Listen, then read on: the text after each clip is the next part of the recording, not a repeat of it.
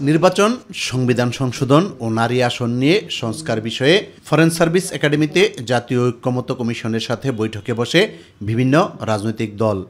পাশাপাশি এটাও আমি আবারও বৈঠকে সংবিধান সংশোধনের ক্ষেত্রে উচ্চ ও নিম্নকক্ষের 2/3 সদস্যর সম্মতির বিষয়ে একমত হলেও নির্বাচন পদ্ধতি নিয়ে দ্বিমত পোষণ করেছে বিভিন্ন রাজনৈতিক দল।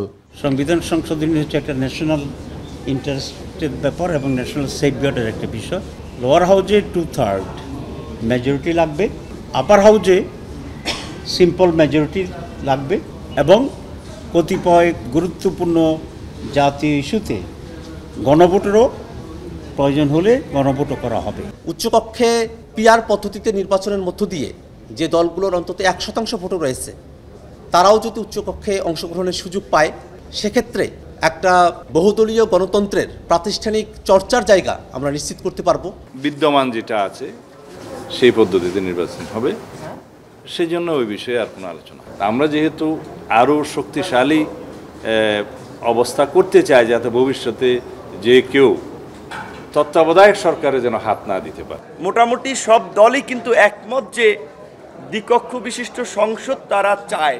রাজনৈতিক দলগুলো যারা নির্বাচনে অংশ নেবে তাদের প্রাপ্ত ভোটের অনুপাত অর্থাৎ আনুপাতিক হারে প্রতিনিধিত্ব নিশ্চিত হবে এবং লোয়ার হাউস হচ্ছে বিদ্যমান সিস্টেমে থাকবে।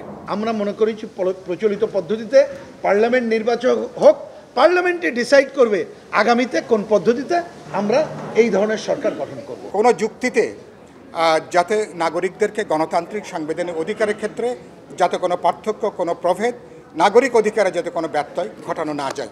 জাতীয় ঐক্যমত্য কমিশনের সহসভাপতি আলী রিয়াজ বলেন, নির্বাচন পদ্ধতি নিয়ে রাজনৈতিক দলগুলো একমত হতে না পারায় পরবর্তীতে আবারও ঐক্যমত্যে পৌঁছাতে বৈঠকের আয়োজন করা হবে।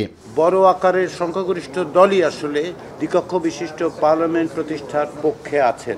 যেহেতু রাজনৈতিক দলগুলো এবং জোটগুলো এ বিষয়ে কোনো ঐক্যমত্যে আসতে পারছেন না, সেহেতু একাধিক দিন ধরে উচ্চকক্ষ বিষয়ক আলোচনার পরে আজকে এ বিষয়ে সিদ্ধান্ত গ্রহণের ভার কমিশনের উপর অর্পণ করা হয়েছে। আমরা আশা করছি আগামী সপ্তাহে এই বিষয়ে একটা নিষ্পত্তির জায়গায় আমরা আসতে পারবো। ইউসুফ আলী, মাই টিভি, ঢাকা।